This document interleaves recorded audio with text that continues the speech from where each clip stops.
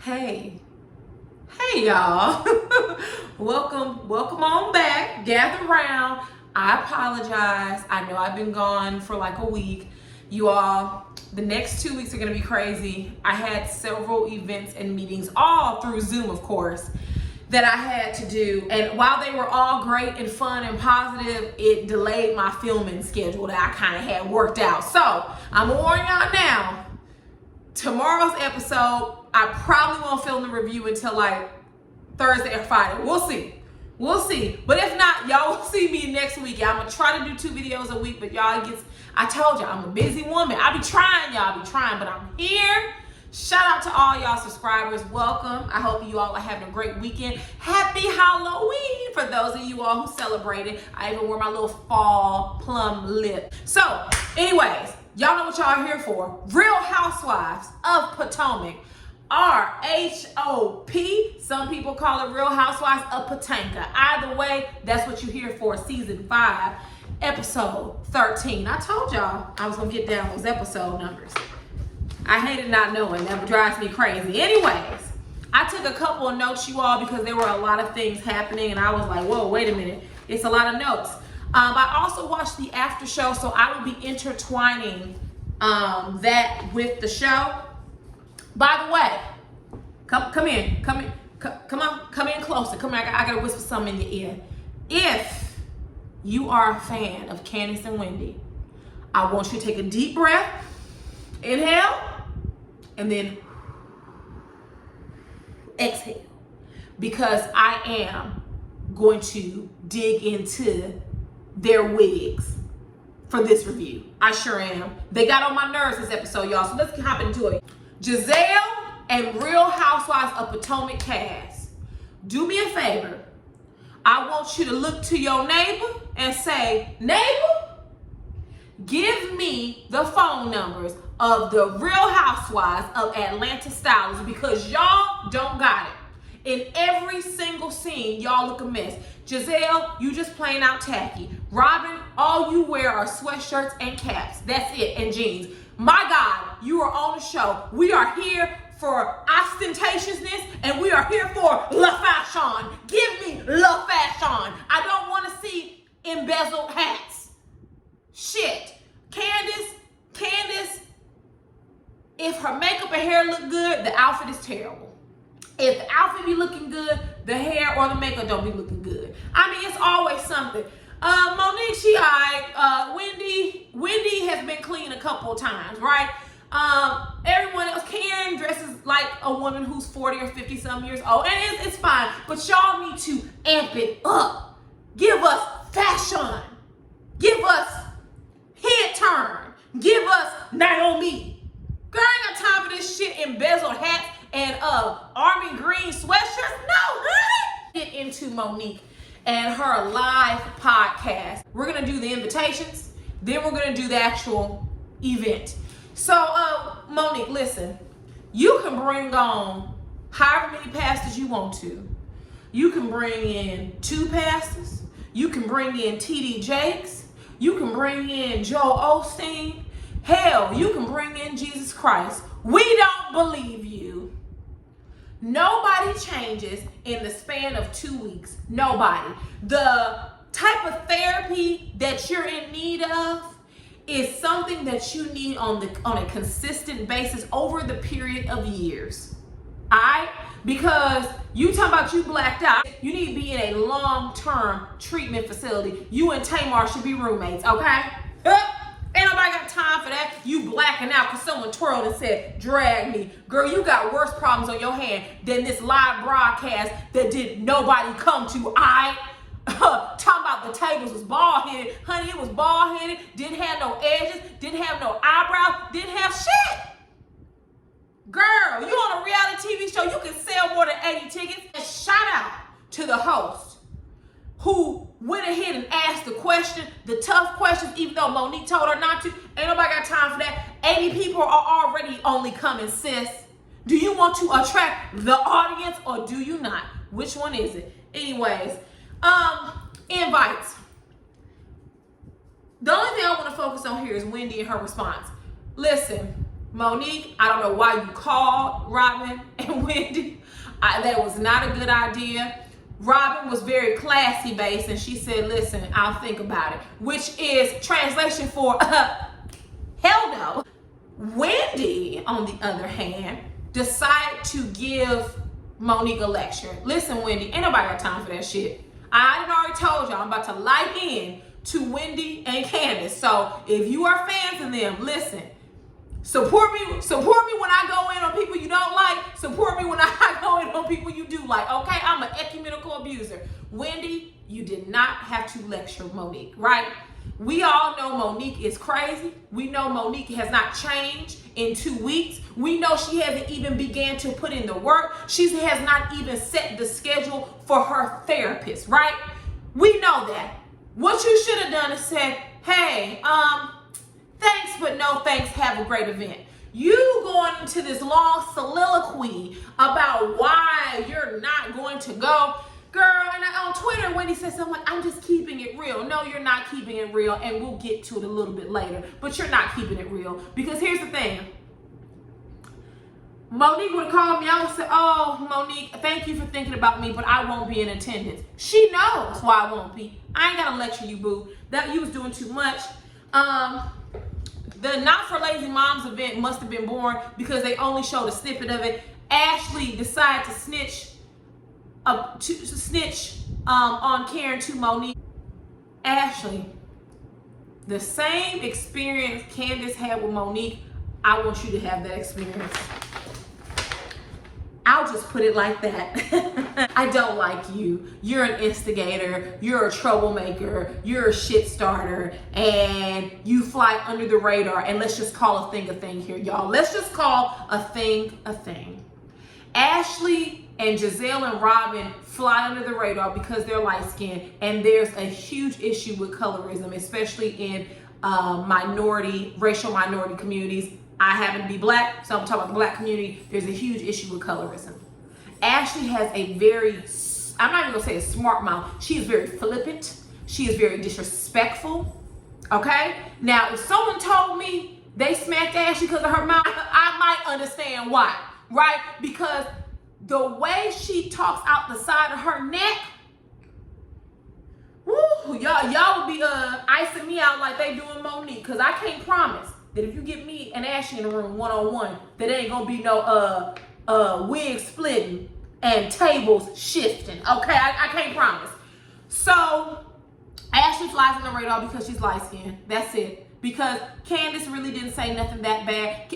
Ashley has said much worse. If we're keeping a track record, Ashley has said much worse to everyone on the cast. And y'all have not reached out and touched her. So the excuses that the audience is giving Monique about Candiace, y'all doing it because of colorism. Because Candiace is a chocolate girl. She's a deeply melanated girl, or woman, I should say. And y'all don't like that. And let's just call a thing a thing. Y'all don't like it. Self-hatred. Boom. That's what Wendy and Candiace. Y'all don't like them girls. Everybody think Wendy is so bad. Wendy really ain't did nothing. She got on my nerves this episode, but she really hasn't done anything. Y'all get real offended when a melanated chick get up on camera and say that she's educated and she talk like she has some sense. Come on, y'all. Y'all got to do better. Now, I ain't here for that colorism shit that y'all play, and y'all may not want to admit it, but that's exactly what it is. Moving on. Really quickly, Ray and Karen, I am really refreshed. And I really do love the transparency that Karen and Ray are providing about their marriage this season, and have been for, I think, maybe the past couple of seasons.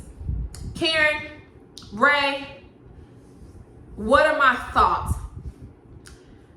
Well, I said it in my last video, I believe, but if I haven't, let me repeat.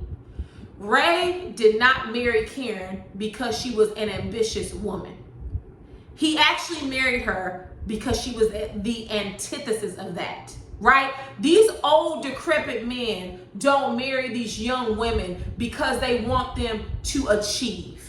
They marry them because they can mold them into being the wife or the woman they want. They marry them because they know that while they're out doing business deals and other deals, if you know what I mean, that they know they have a wife at home who's taking care of the house and the children, or as Ray would say, doing the house and doing me. They find comfort in that. These young women are an ego boost. Well, now Karen and Ray, although there's still that age gap, if you ask me, Karen looks quite old for her age.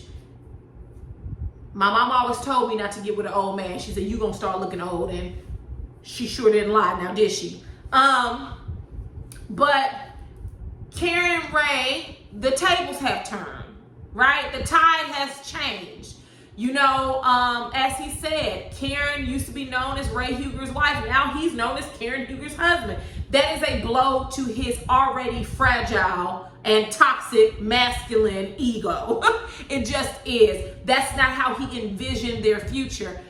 And I think that he's trying, right? He's trying. He's not there yet, but he's trying. But that's what relationships are. That's what marriage is. There's ebbs and flows in any relationship, and you just kind of have to go with it. And Karen did what she should have. When Ray was in tax trouble, she had the money. She took half her money and put it towards paying bills and the house and other necessities. Ray, you took care of your tax problems. That's what the hell you should have done, because a wealthy and intelligent man like you shouldn't even had those tax problems, sir. Shouldn't have even had it.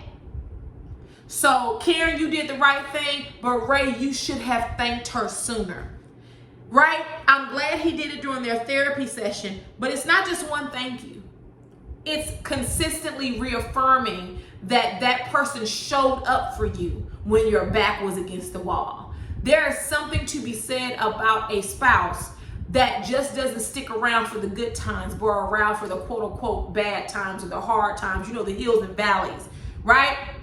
So good scene. I like that. I want to see more of that, because it really does make me want to discuss relationships, because honey, relationships are interesting and everybody's relationship is different. So good deal for Ray and Karen. Moving on, wine with Wendy. All right, y'all, listen, I want to make this disclaimer.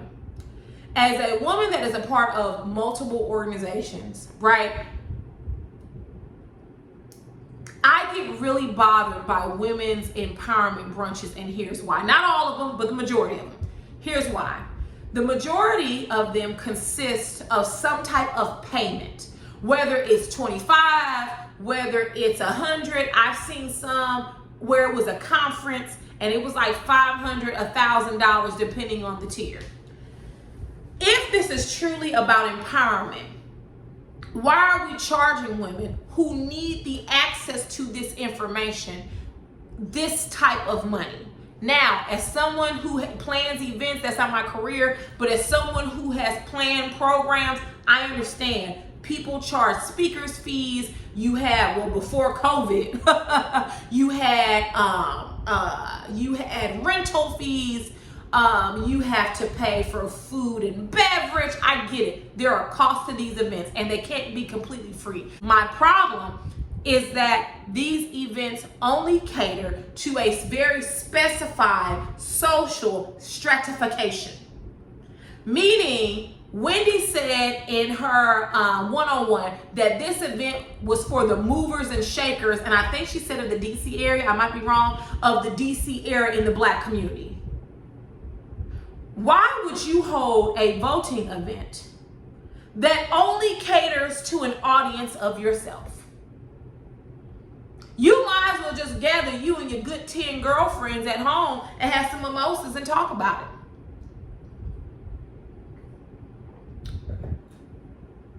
These women already know the importance of voting.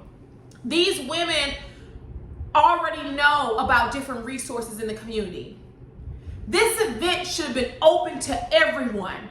We cannot exclude any Black woman regardless to how much money she makes or doesn't make. These events are the ones that should be in the community. Hell, we know what's going on. What about people who really don't understand how the Electoral College is set up? Or what can I do if my rights are violated at the poll? We need to make these events inclusive.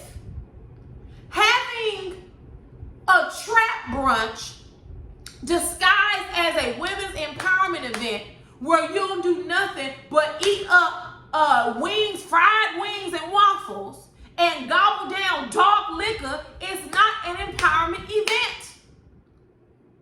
It's not. And we need to do better. We need to reach the masses. Hell, if I want to hear my own opinion, I'll turn on YouTube and film something. We need to reach everyone. No black person left behind. And when y'all do these events, they are for a certain quote unquote class of people. And Wendy, you said it, movers and shakers. So if I'm not a mover and a shaker, then I shouldn't belong at this event that's about voting and voting rights. This is what I will say positive. I'm glad to see a positive event like this was hosted on Bravo. Wendy's a very beautiful woman. She's a very intelligent woman. I mean, she knows her stuff, right? So I'm not taking that away from her. I just want these events, and it's not just Wendy. These events cater to certain groups, right? That's like calling all your wealthy friends and saying, let's talk about how wealthy we are. Girl, what? So I think we need to do better. It was good for the show, though. It was good for the show, and I'm going to come off of my soapbox, and I'm going to get back to the show. The invites. Listen, here's why I bring in the after show. If you guys go back to episode, I believe it's episode 12's after show on Bravo here on YouTube, Candiace says that Karen told her to, that if it was her, she would pursue legal action. Wendy's reaction was, what? And I remember seeing that thinking, Wendy, I know this is not new information to you. I know that somewhere during the course of filming this show, that came up not once, not twice, but multiple times. I found that odd, but I didn't comment on it. Moving forward to this episode, 13, Wendy is calling the girls and inviting them. Candiace tells Wendy on the phone, Karen told me that if it were her, she would pursue legal action. Wendy's response was, oh my God. So which one is it, Wendy? Did Candiace tell you or did she not? Because that reaction you had on the after show, could you have forgotten? Sure. I more so think you got a little Monique spirit where you put 20 on 10. Personally, I do. Because that had to be mentioned more than once. I mean, we saw it this episode. I'm pretty sure they're going to keep bringing up that Karen told Candiace to file, to pursue legal action. I'm pretty sure that's not the one and only time you heard it. So for you to pretend like you had heard that, I'm catching a Monique liar spirit on you, and I don't like it. Let's get into Candiace and Karen talking. So after the event, or Monique, being the key speaker, after her role is over, Karen and Candiace go downstairs at the bar and talk. Listen, Candiace, the audience was able to see just how much of a little girl you actually are. And we know that you behave this way because your mother has treated you like a child all your life, including in adulthood. We understand that. Candiace, it is time for you to grow the fuck up. The way you spoke to Karen, and baby, I got it on paper because I wanted to quote it. You told Karen that she was creating excuses for Monique, and you had the unmitigated gall to say that Karen is acting soft. Now, let me explain something to you, Candiace. I'm still on your side with this whole fight thing. Don't get me wrong. But you don't need to let the word soft slip out from between your lips not one more damn time. You says a woman who is taking legal action against another woman who's about 99 pounds, 5 foot tall. You don't need to call anyone soft. right? You need to leave that word. You need to leave that word buried where Robin's wig should have been, right? And Karen got your ass together because you had the right one. Karen said, let me tell you something, young woman. And for those of you who couldn't translate it, what Karen was saying is, excuse you, little girl. Right? She was letting her know that the grand dame has entered the building. And Karen proceeded to read you for the next 10 minutes. Candiace, you nor does Wendy high-waist green pants wearing ass have the right to bully and tell someone who they should and should not associate with it. Because if we keeping it real, let's just keep it real. What you wanted to say to Karen was, Karen, I don't like that you her friend. You only need to be my friend, and you need to be Monique's friend because Monique beat me up. So you can't be friends with her. You need to only be friends with me. That's what you should have said. Y'all keep espousing this. You keep espousing this lie that Karen has not held Monique accountable when that is untrue. Karen has told Monique, you were wrong. Candiace did not deserve that. You don't put your hands on anyone. Oh, we fight now? Karen has said it time and time again. What more do you want her to do? How do you want to hold her accountable? Because honestly, throughout this conversation, you kept saying that Karen didn't hold her accountable, but you never said how she should hold her accountable. Now, Wendy, I'm going to give you a little bit of piece of something. Here you come sashaying in your green pants down the stairs under the guise of protecting Candiace. And this is where I agree with Karen in her after show interview. She said that you weren't there to protect Candiace. You weren't even worried about her. You wanted to check her. You wanted to check Karen, and that was a big mistake. And Karen was 100% right. You don't like Karen. Probably rightfully so. Karen has pretended not to know you. Karen does not like you, right? And maybe for no apparent reason, and you don't like that. I'm fine with that. I'm fine. Where I'm not okay with is you need to be a real one and say it. When you came down them steps, come down with fire and fury. Come down and say, hey, Candiace, move to the side. I got this. Karen, why you still associating with Monique? All right? You got to pick either Monique or Candiace. Which one is it? And if you don't pick now, get up out my event. That's what you should have done. That's what you should have done. But instead, you came down there to instigate and insult Karen. And you had the right one. Because if it were me, right, y'all would have been icing me out the group because I can't stand an instigator. I can't stand a person who doesn't know how to mind their own goddamn business. And while that was your event, Karen and Candiace would have never come out of pocket, especially the way that Monique did. So for you to say in your after show interview that you came down to make sure it maintained, they were maintaining positivity, girl, who are you to do it? Who are you? Send security. Cameras were watching them.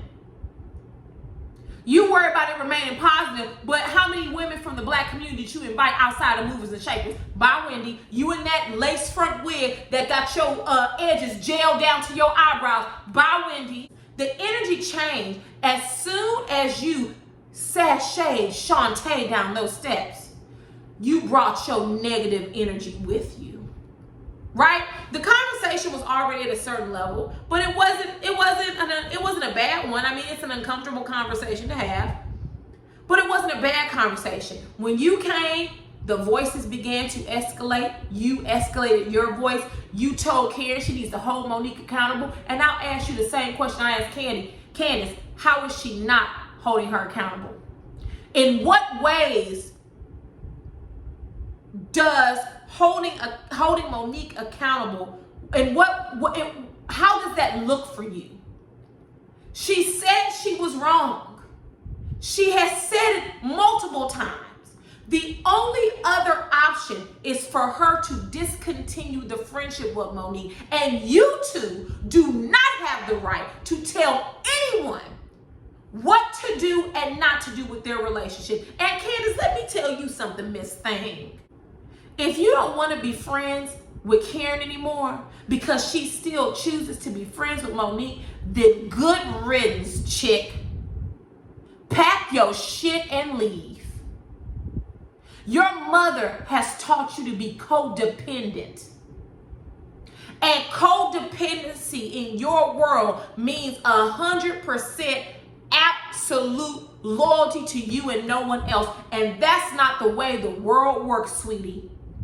You and Wendy need to grow the hell up and put on your big girl panties and realize that Karen can be friends with Monique, although we don't like Monique, I don't like Monique, and you simultaneously. She can hold Monique accountable while still being her friend. Be a real one and say, I don't like that you're friends with Monique and I want you to end the friendship. Because for you and Wendy to keep saying that she's not holding her accountable, you sound and look stupid. And yes, Wendy, you look stupid. You and your 300 degrees, you look stupid. You were out of order to come down there and try to check someone about their friendship, but yet you're huddled in a corner with the green-eyed bandits. Girl, and let me say something. If you come back for a second season, don't you think that not for one moment that Giselle won't have you pent up in a corner somewhere. Giselle don't like you. You're just convenient right now. Giselle is a mean girl by nature. This is what she does. So next season, it might be yours. So you might want to slow down when hanging out with the colorist green-eyed bandits, sis. Candiace, I was real disappointed in your actions. You could tell in that moment you shrunk. Looking at you and Karen in a room, you shrunk into the little girl that you only know how to be.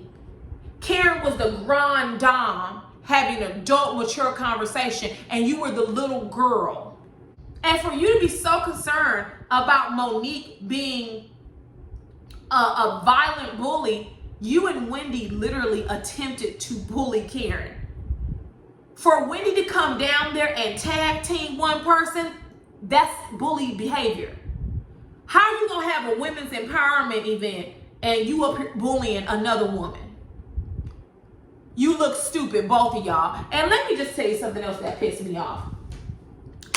While Wendy and Candiace were walking up the steps after the conversation had ended, Candiace turns to Wendy and goes, "You a real bitch." What? Now listen, y'all, I know us women, sometimes in our different friend group, we choose to call each other the B word out of from a place of quote unquote love and not negativity, right? And that's your choice. But it just speaks to the lack of depth that Candiace has, right? Karen said something. I wrote down something Karen said that she said her mama said, I'm gonna take it and start using it. That common sense is a saving grace. And Karen and Wendy, in that moment, y'all didn't have a saving grace. You guys were not utilizing your frontal lobe, okay? You were not using common sense. And for you to turn to her and be like, "You a real bitch." Girl, what? You a grown woman. You couldn't turn down and say, "Thank you for having my back." For me, and maybe not for anyone else, it just spoke to the level of immaturity that Candiace resides at. And I like Candiace, but she's immature. She's immature, and it's time for her to grow up. And Wendy, while you may not be immature, the way you handled that conversation was out of order. You were out of line, and there was no justification for you swooping down on that conversation like that. And two last comments. In the after show, the producers asked Wendy, how did she feel about Karen calling her ignorant? Which Karen, that was the wrong word. The word you was looking for is stupid, right? That's the word you were looking for. And Wendy's response was that Karen is the ignorant one for not holding a woman accountable who is wrong. Once again, I ask to thee, what does holding someone accountable look like to you and Candiace? Because from a viewer's perspective, Karen is holding Monique accountable. Now, Karen, I will say, you lost me when you said that Monique had a mental illness. Yeah, she sure do, and she needs to be in someone's nut house, all right. But that ain't got nothing to do with it. It don't have nothing to do why she attacked that girl. Monique did that because she wanted to, right? She does need to have her therapist on her schedule consistently. That ain't no lie. But saying that something is wrong and that's why she did it, I mean, yeah, the woman is a nutcase, but she did it because she wanted to. Period. She decided to do that. Right? So, I mean, that Karen, you lost me. You shouldn't even said that. You shouldn't even mention that. That wasn't good, Karen. You shouldn't even mention that. Closing on one note, Ashley confirms what we all knew, that the only reason why she has Monique's back is because Monique and Chris have not released the surveillance tape of Michael allegedly grabbing another man's ass, allegedly, right? Allegedly. We already knew that. And Ashley, you told her yourself, because what you specifically said, and I thought, she said Monique and Chris chose to tell the truth and not have a moment. See, she messed up because she didn't say lie. She said have a moment. You can have a moment and be truthful. So now we all know it's confirmed. The reason why you stick it next to Monique is because she got that videotape of your man allegedly sexually assaulting another man allegedly, and that's why you're remaining loyal to her. So that's all I got. Ain't got no more. I hope you guys have a great Halloween and a great weekend. I'll see y'all a little bit later. Bye.